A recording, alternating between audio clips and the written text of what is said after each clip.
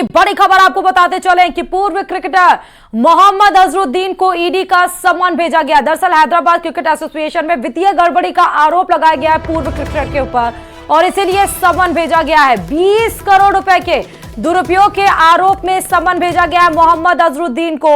ED के सामने आज ही पेश होना होगा पूर्व क्रिकेटर। ज्यादा जानकारी के साथ संवाददाता शंकर आनंद खबर पर जुड़ चुके हैं। पूर्व क्रिकेटर को ईडी का नोटिस, शंकर, क्या कुछ मामला रहा है? निश्चित तौर पर जिस तरह से केंद्रीय जांच एजेंसी ईडी के द्वारा एक बड़ी कार्रवाई को अंजाम देते हुए भारतीय क्रिकेट से जुड़े पूर्व कप्तान रहे मोहम्मद अजहरुद्दीन को पूछताछ का सम्मन भेजा गया है और पूछताछ का सम्मन भेज करके उन्हें हैदराबाद स्थित ईडी के दफ्तर में बुलाया गया है। हालांकि अभी तक पूछताछ की प्रक्रिया में हिस्सा लेने के लिए अजहरुद्दीन नहीं पहुंचे हैं, लेकिन जिस तरह से मामला निकल के सामने आया है, निश्चित तौर पर कह सकते हैं कि आने वाले दिनों में मोहम्मद अजहरुद्दीन की जो मुश्किलें काफी बढ़ सकती हैं। जी, इस बात का पता कैसे चला शंकर कि इनका इन्वॉल्वमेंट है? फिलहाल शंकर हमसे डिस्कनेक्ट हो चुके हैं, अगर कनेक्ट होते हैं तो हम फिर से उनको कनेक्ट करेंगे, लेकिन फिलहाल बड़ी खबर आपको बता रहे हैं। जैसा उन्होंने बताया संवाददाता शंकर ने कि आज ही पेश होना है, लेकिन अभी तक ईडी के सामने नहीं पेश हुए हैं। ईडी जरूर सवालों की फहरिस्त तैयार करके बैठी होगी। पूर्व क्रिकेटर है, हैदराबाद क्रिकेट एसोसिएशन में वित्तीय गड़बड़ी का आरोप लगा है मोहम्मद अजहरुद्दीन पर। 20 करोड़ का पूरा मामला निकलकर सामने आया है। आज ही ईडी के सामने पेश होना होगा। देखना है कि किस प्रारूप में आज ईडी सवाल को पूछती है और किस संबंध में इनकी जांच के लिए आगे प्रोसीड किया जाता है। फिलहाल एक आफत की घड़ी जरूर मोहम्मद अजहरुद्दीन के ऊपर आ गई है, क्योंकि अचानक से 20 करोड़ का एकदम गबन सामने आया। ईडी ने सम्मन का नोटिस भेज दिया और आज ही ईडी के सामने उन तमाम कठिन सवालों से रूबरू होना पड़ेगा, उनको फेस करना पड़ेगा और उनके सवाल भी कहीं ना कहीं दिए जाने होंगे। लेकिन हालांकि अभी तक ये ईडी के सामने नहीं पेश हुए हैं, अभी तक नहीं पहुंचे हैं, लेकिन आज ही पेश होना है। बड़ी खबर आपको इस वक्त ये बता रहे हैं, इस वक्त की सबसे बड़ी खबर आपको बता रहे हैं, जहां पर पूर्व क्रिकेटर मोहम्मद अजहरुद्दीन को ईडी का सम्मन भेजा गया है। हैदराबाद क्रिकेट एसोसिएशन में वित्तीय गड़बड़ी का आरोप लगाया गया। 20 करोड़ रुपए के दुरुपयोग का आरोप लगा है, उसकी हेराफेरी कहीं ना कहीं हुई है और इसके संबंध में ही आज पूर्व क्रिकेटर को ईडी के सामने पेश होना है।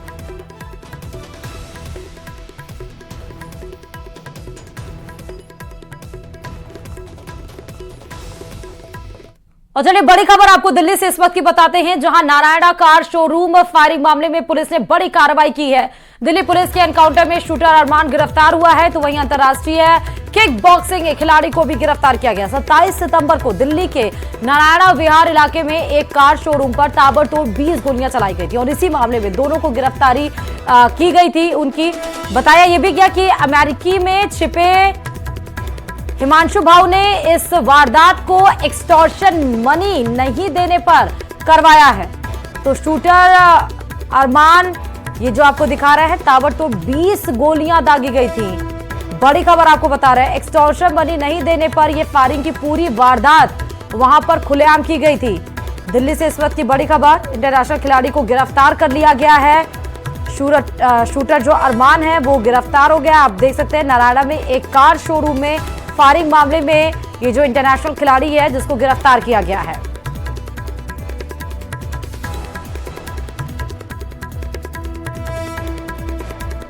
तो बड़ी खबर आपको इस वक्त ही बता रहे हैं, बताया ये गया जो अमेरिकी में छिपे जो हिमांशु भाऊ है उसने इस वारदात को एक्सटॉर्शन मनी नहीं देने पर करवाया था, इसकी पूरी जिम्मेदारी ली थी। लेकिन अब इसमें बड़ी अपडेट यही आ रही है कि एक कार शोरूम में जो ताबड़तोड़ 20 राउंड की फायरिंग की गई थी उसमें इंटरनेशनल खिलाड़ी को फिलहाल गिरफ्तार कर लिया गया है।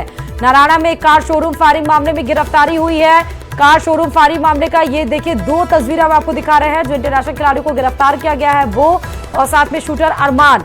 इंटरनेशनल खिलाड़ी यही है जिनको गिरफ्तार किया गया है। एक्सटॉर्शन मनी नहीं देने पर ही जो कार शोरूम पर 20 गोलियां दागी गई थी वो इसी के एवज में ही दागी गई थी। इसकी पूरी जिम्मेदारी भाव के द्वारा, जो कि अमेरिका में बैठे हुए हैं, उन्होंने ली थी। और अब इसमें मामला क्योंकि तूल से पकड़ता हुआ नजर आया था, लगातार पुलिस की जो सर्च ऑपरेशन था वो बहुत तेजी से कार्रवाई करते हुए नजर आ रहे थे पुलिस। और इसमें बड़ा अपडेट यही है कि दिल्ली पुलिस ने इंटरनेशनल खिलाड़ी को, अरमान को गिरफ्तार कर लिया है।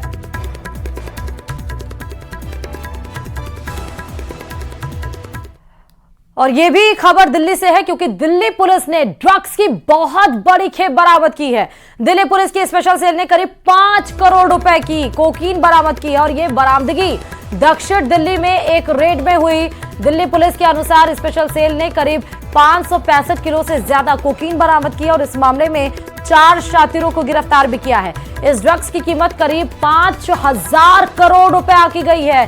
स्पेशल सेल फिलहाल कई सवालों के जवाब तलाश रही है और जैसे यह ड्रग्स राजधानी में किसके लिए लाए, किसकी डिलीवरी, किसको देनी थी, किसको होनी थी, इस गिरोह के साथ कौन कौन से लोग जुड़े हैं, इन तमाम सवालों के साथ अब आगे बढ़ती हुई नजर आ रही है। 5000 करोड़ की कोकीन बरामद की गई है। कोकीन के आप ये थैले देख सकते हैं जिसको दिल्ली पुलिस ने बरामद किया है। दिल्ली पुलिस की मान सकते हैं कि इन दिनों की ये सबसे बड़ी कामयाबी है। 5000 करोड़ की कोकीन पुलिस के द्वारा बरामद की गई है। 4 आरोपियों को पुलिस ने गिरफ्तार किया है जो इस समय आपको टीवी स्क्रीन पे दिखाई पड़ रहे हैं। ये भी आपको बता दें कि ड्रग्स की कीमत 5000 करोड़ रुपए है। स्पेशल सेल फिलहाल कई सवालों के जवाब तलाश रही है, जैसे कि ड्रग्स राजधानी में किसके लिए लाए गए हैं, किसकी डिलीवरी थी, किसको होनी थी, किस गिरोह के साथ ये लोग जुड़े हुए हैं, कौन कौन से लोग इन्वॉल्वमेंट और सरगना कौन है जो इसको लीड कर रहा है।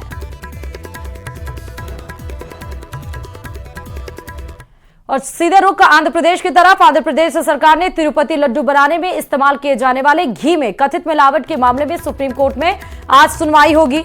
पिछली सुनवाई में सुप्रीम कोर्ट ने केंद्र सरकार से रुख स्पष्ट करने को कहा था और मामले की जांच के लिए 9 सदस्यीय विशेष जांच टीम एसआईटी का गठन भी किया था। हालांकि आंध्र प्रदेश सरकार ने तिरुपति लड्डू विवाद मामले में सुप्रीम कोर्ट में सुनवाई के मद्देनजर एसआईटी की जांच पर रोक लगा दी थी।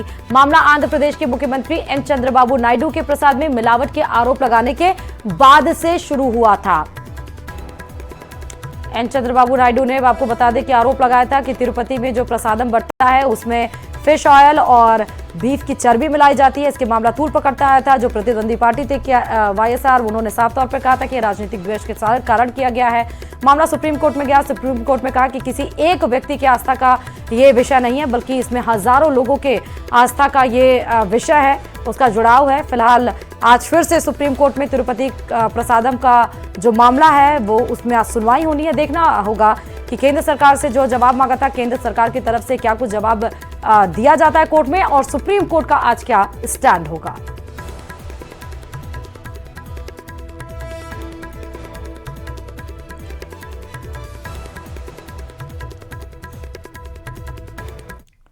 और सीधे आपको कोटा लेकर चलते हैं जहां लोकसभा अध्यक्ष ओम बिरला का कोटा दौरा है। आशापाला मंदिर में ओम बिरला ने पूजा अर्चना भी की और क्या कुछ बोलना सुनाते हैं। अग्रसेन महाराज जी को मानने वाले, अनुसरण करने वाले लोग समाज में वंचित गरीब व्यक्तियों की सेवा करने के लिए जहाँ निर्माण कार्य करते हैं, धर्मशाला, प्याव, विद्यालय, सामाजिक सरोकार की एक लंबी श्रृंखला अग्रसेन महाराज जी ने अपने साम्राज्य में दी थी।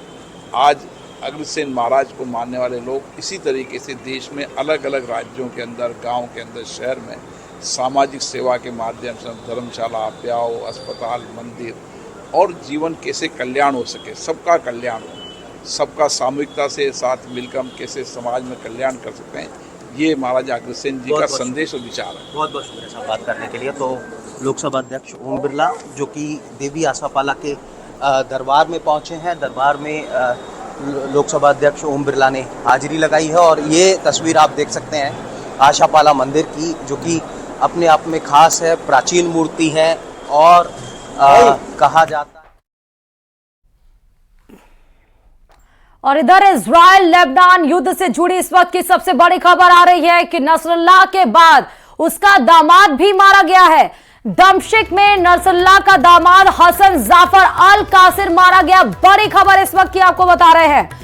बड़ी खबर, महायुद्ध में इजराइल के हवाई हमले में मारा गया है अल कासिर। हसन नसरुल्लाह के बाद उसका दामाद भी मारा गया है। दमिश्क में ये पूरी कार्रवाई की गई है हमले की, जिसमें नसरुल्लाह का दामाद अल कासिर मारा गया है। महायुद्ध से इस वक्त की सबसे बड़ी खबर आपको बता रहे हैं। इसके पहले आपको पता है कि इजराइल चीफ नसरुल्लाह का इसमें ताबड़तोड़ जो इजराइल हमले कर रहा था उसमें नसरुल्लाह की मौत हुई थी। इजराइल की तरफ से दावा किया गया था सोशल मीडिया एक्सपोज पर कि ये तो बस शुरुआत है, जो भी आंख उठाकर देखेगा उसकी हमारी ताकत उससे दुगनी है और हम यहां पर रुकने वाले नहीं है।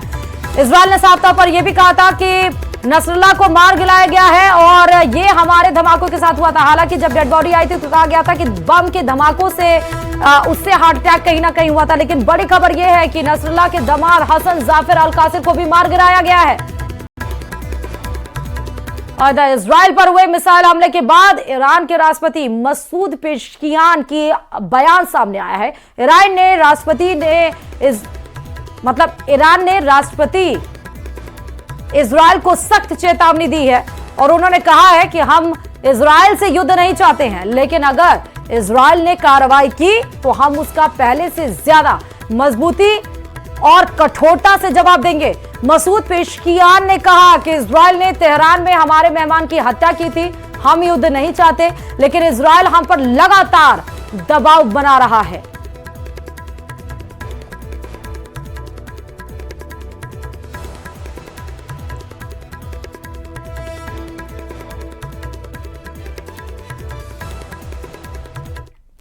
और यह भी खबर इजराइल से जुड़ी हुई है, क्योंकि इजराइल से जारी जंग के बीच ईरानी राष्ट्रपति कतर यात्रा पर पहुंचे हैं, जहां उनके विमान को 3 F-14 लड़ाकू विमानों ने एस्कॉर्ट किया है। पूरे हवाई सफर में ईरान के राष्ट्रपति को कड़ी सुरक्षा में रखा गया।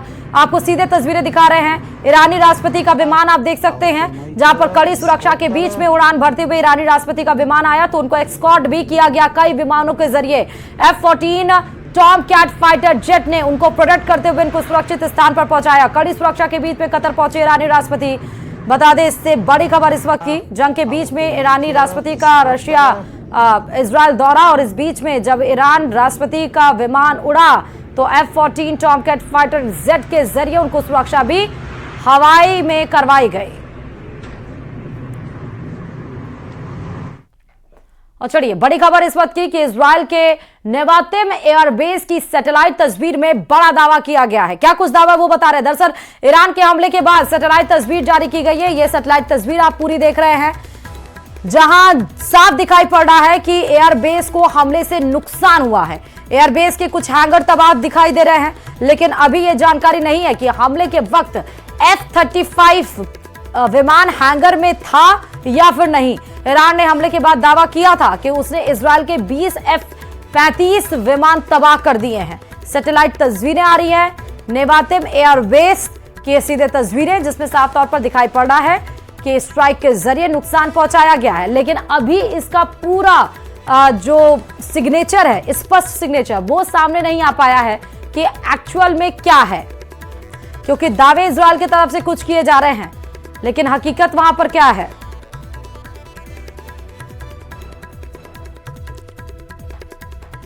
और इधर ईरान और इजराइल के बीच तनाव की लहर लगातार बढ़ती जा रही है।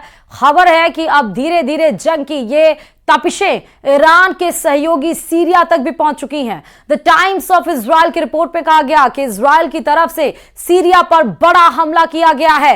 देखिए इसी पर रिपोर्ट।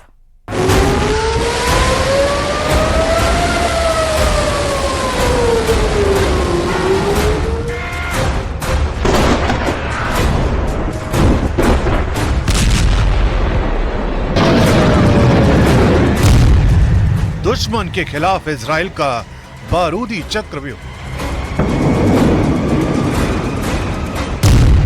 ईरान के सहयोगियों पर इजराइल का टारगेट।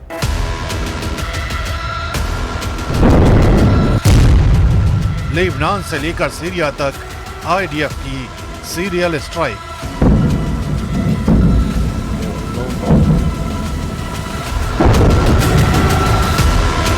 जॉर्डन की एयर स्पेस से गुजरती इन मिसाइलों को देखिए। ये उस वक्त की तस्वीरें हैं जब ईरान की तरफ से इजराइल पर मिसाइल अटैक किया गया। उसी वक्त ये मिसाइलें जॉर्डन की एयर स्पेस से होकर कब्जे वाले फिलिस्तीन की ओर से गुजर रही थी। तभी इन्हें कैमरे में रिकॉर्ड कर लिया गया। इन्हीं हमलों का जवाब अब इजराइल की तरफ से दिया जा रहा है। लेबनान की राजधानी बेरूत में इजराइल ने जबरदस्त हमला किया है। इजराइल का यह हमला सेंट्रल बेरूत से लेकर साउथ बेरूत में उन जगहों पर किया गया जहां चंद रोज पहले हिजबुल्लाह के सुप्रीम लीडर हसन नसरल्लाह को मौत की नींद सुलाया गया था। इन इलाकों में रात भर इजराइल के मिसाइलों और रॉकेटों की आवाजें गरजती रही। अब इन तस्वीरों को देखिए। इजराइल के बारूदी हमलों ने बेरूत की कई इमारतों को ले लिया है। अल बशौरा इलाके से आई इन तस्वीरों में साफ देखा जा सकता है कि कैसे इजराइल ने बेरूत में तबाही और बर्बादी की नई कहानियां लिखनी शुरू कर दी है। इजराइल की सेना का दावा है कि सभी ठिकानों पर सटीक हमले किए गए। ये पहली बार है जब इजराइल की सेना ने दक्षिणी बेरूत पर हुए इन हमलों में नौसेना के जहाजों का इस्तेमाल किया है। तेहरान टाइम्स का दावा है कि इन हमलों में लेबनान को भारी नुकसान उठाना पड़ा है। द टाइम्स ऑफ इजराइल के हवाले से यह भी खबर है कि सेंट्रल बेरूत में हुए टारगेटेड एयर स्ट्राइक से 2 लोगों की मौत हो गई है। लेबनान ही नहीं, इजराइल के ये हमले ईरान के सहयोगी सीरिया पर भी जारी है। द टाइम्स ऑफ इजराइल का दावा है कि सीरिया पर हुए इन हमलों में सीनियर हिजबुल्लाह कमांडर का भाई हसन कासर मारा गया है। हसन कासर हिजबुल्लाह की यूनिट 4400 के प्रमुख मोहम्मद जफर का भाई था। मोहम्मद जफर को इमाम हुसैन डिवीजन के कमांडर के साथ बेरूत में पहले ही मारा जा चुका है।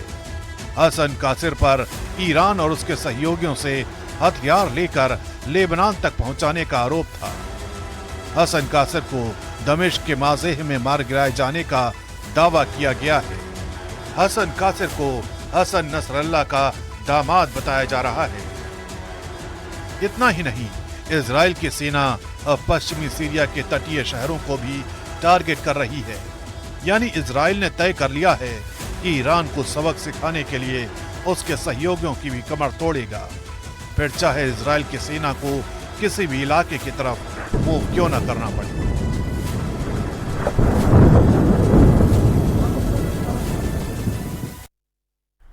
उधर अमेठी में नसरुल्लाह के समर्थन में प्रदर्शन और नारेबाजी करने के मामले में एक्शन हुआ है। पुलिस ने 8 आरोपियों को गिरफ्तार कर लिया है।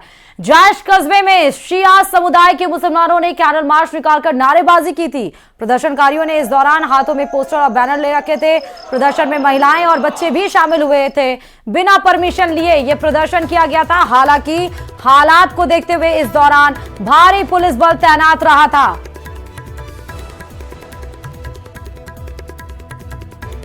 तो नसरुल्लाह के मौत के बाद से किस तरह से उत्तर प्रदेश के अमेठी में उसको लेकर शोक मनाया गया, कैंडल मार्च निकाला गया, इसकी तस्वीरें आपकी टीवी स्क्रीन पर और 8 लोगों की गिरफ्तारी जो हुई है उसकी भी तस्वीर, पहली तस्वीर आप देख रहे हैं पुलिस के द्वारा।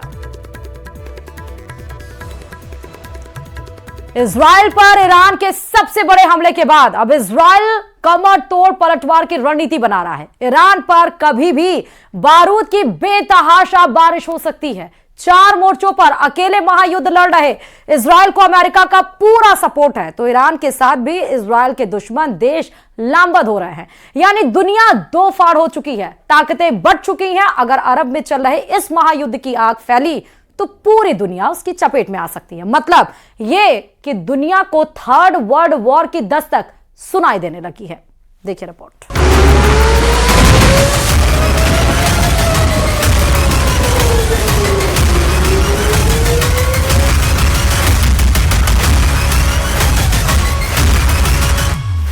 किसने सोचा था कि पिछले साल 7 अक्टूबर से इजराइल पर हुआ हमास का हमला अरब देशों में महायुद्ध की शुरुआत है। लेकिन असल में यह महायुद्ध की वो चिंगारी थी जिसे भड़काया इस्माइल हानिया ने। उसे हवा दी नसरल्लाह, हूथी विद्रोही और खामनेई ने। लेकिन उस चिंगारी को दहकता आग का गोला बनाकर उन्हीं के ऊपर बरसा रहे हैं बेन्यामिन नेतन्याहू।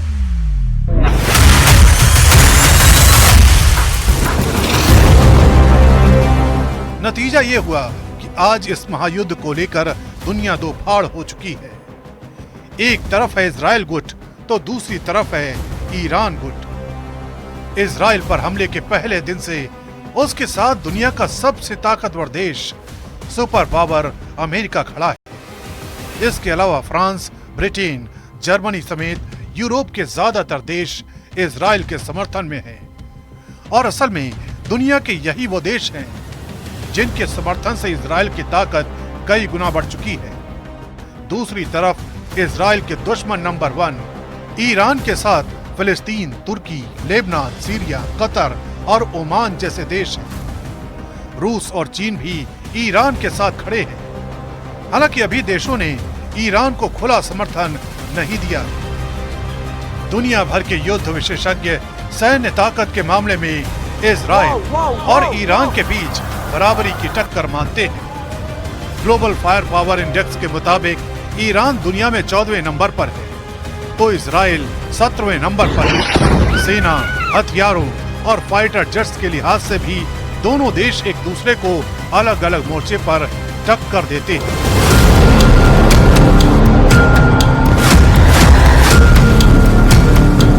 इजराइल और ईरान में से किस मोर्चे पर किसका पलड़ा भारी है, किसकी ताकत ज्यादा है, ये इस चार्ट के जरिए समझा जा सकता है। ईरान के पास कुल विमान 551 हैं और इजराइल के पास 612। ईरान के पास 186 फाइटर जेट्स हैं, तो इजराइल के पास 241। ईरान के पास हेलीकॉप्टर 129 हैं, तो इजराइल के पास 146।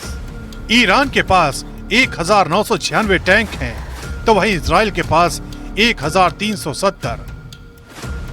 ईरान के पास 65,765 हथियारबंद गाड़ियां हैं, तो इजराइल के पास 43,407 गाड़ियां हैं। ईरान के पास 101 वॉरशिप हैं, तो इजराइल के पास 67 वॉरशिप हैं। ईरान के पास 19 सबमरीन हैं, तो इजराइल के पास 5 सबमरीन हैं। ईरान के पास 6,10,000 सैनिक हैं, तो इजराइल के पास 1,70,000 सैनिक हैं। जबकि ईरान के पास 3,50,000 रिजर्व फोर्स है, तो इजराइल के पास 4,65,000 रिजर्व फोर्स है। ईरान का रक्षा बजट 9 अरब डॉलर है, तो इजराइल का 24 अरब डॉलर है। आंकड़ों के हिसाब से ईरान कई मोर्चों पर इजराइल पर भारी नजर आता है, लेकिन एक्सपर्ट के मुताबिक असल में ऐसा नहीं है। ईरान के पास सैन्य बल और हथियार ज्यादा दिखते हैं, लेकिन वो पुराने हैं, उनका रखरखाव भी बेहतर नहीं है। ईरान पर कई पाबंदियां लगी हुई हैं। दूसरी ओर इजराइल के पास अत्याधुनिक हथियार हैं। पश्चिम एशिया में चारों तरफ से घिरे होने के बावजूद वो अपनी लड़ाइयां लड़ता रहा है और जीतता भी रहा है। बेशक उसके पीछे अमेरिकी मदद रही है, लेकिन इन दोनों देशों के बीच कोई युद्ध हुआ तो वो ईरान और इजराइल के बीच तक सीमित नहीं होगा। और चलिए, आज नवरात्रि का पहला दिन है और इस मौके पर बीजेपी सांसद संबित पात्रा ने सोशल मीडिया प्लेटफॉर्म एक्स पर एक वीडियो शेयर किया है, जिसमें सांसद संबित पात्रा ने देवी मां की स्तुति करते नजर आ रहे हैं। ब्रह्माणी रूपधारिणी कौशाम्भशरिके देवी नारायणी नमस्तुते त्रिशूल चंद्राही धरे महावृषभवाहिनी माहेश्वरी स्वरूपेण नारायणी नमस्तुते मयूर कुक्कुटवृते महाशक्ति धरे नघे कौमारी रूप संस्थाने नारायणी नमस्तुते शंख चक्र गदा शारंग गृहीतग्र परमायुधे प्रसीद वैष्णवी देवी नारायणी नमस्तुते गृहीतग्र महाचक्रे दंष्टदुत सुंदरे वराह रूपिणी शिवे।